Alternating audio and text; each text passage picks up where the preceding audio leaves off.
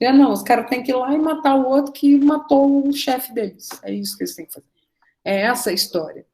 Mas a gente tem no meio do caminho todas essas inquietações, todas essas grandes coisas acontecendo, né? Todas essas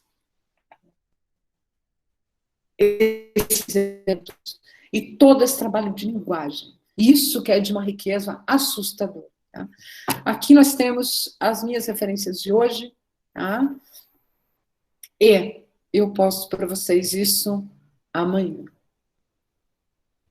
Gente, perguntas, comentários.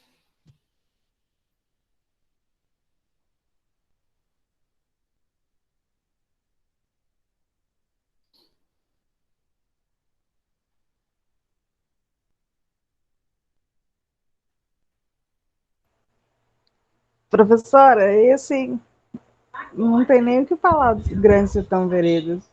Nossa, quando eu li, é essa sensação que vai dando. Chega no final, digamos, é um confronto, né? Um contra o outro. Sim. Mas nesse meio do caminho, nossa, você vai chegando uma parte que fala, meu Deus, é isso mesmo.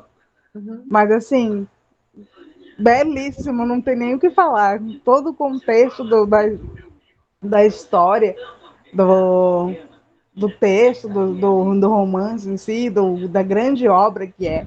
Uhum. Maravilhoso, muito bom.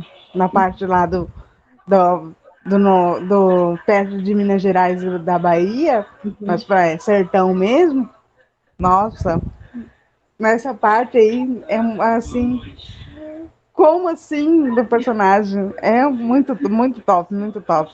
Uhum. Excelente, assim, não tem nem o que falar. Muito Então, bom.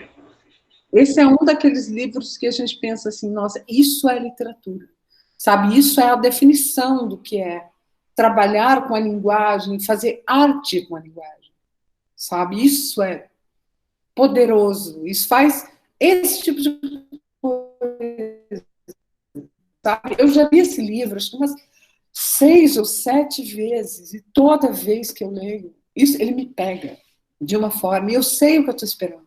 Eu já sei o que acontece. E aí, vamos lembrar do que eu acabei de falar há pouco, né? Um enredo é só o mais simples. Você você não fica emocionalmente envolvido com aquilo porque a história é triste ou porque a história é boa, mas porque a maneira como aquilo é feito é espetacular, né? É uma maneira revolucionária, né? Isso renova a linguagem, renova o mundo para nós. Tá? Vocês olharem, essa aqui é a minha edição, né? Eu tenho mais uma lá que é a bonitinha, né? De capa dura e tal, que de vez em quando eu vou lá e leio também. Essa aqui, ó, ela fica toda marcada, ela tá toda anotada, sublinhada, em 500 coisas. Por quê? Porque esse livro, toda vez que eu leio, ele tem algo para dizer.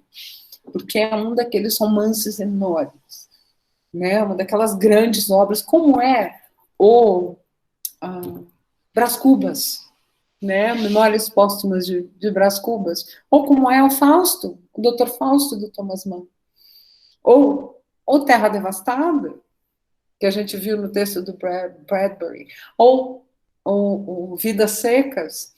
O Vidas Secas, se eu falasse aqui, tivesse que falar demais da morte da baleia, eu me chorava, tem que fazer. Eu já li umas 30 vezes aqui, não adianta. A arte faz isso com a gente. Isso é de uma riqueza impressionante.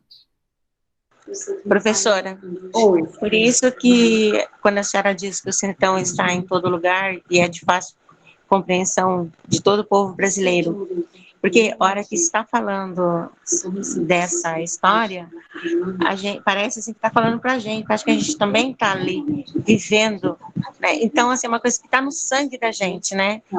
Gente, assim, então eu lembro quando a senhora fala, né?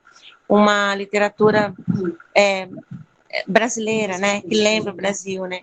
Um pouco do que é ser brasileiro, né? Isso é emocionante mesmo. Isso, exatamente. Isso é uma literatura que fala com a gente.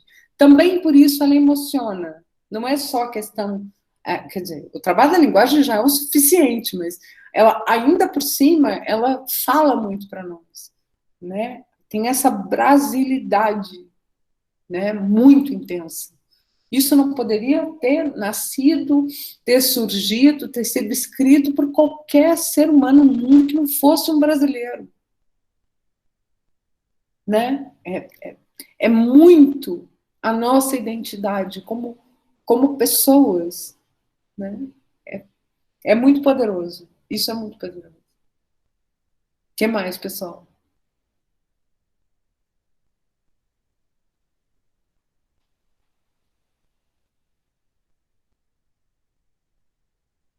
Diga, Gustavo.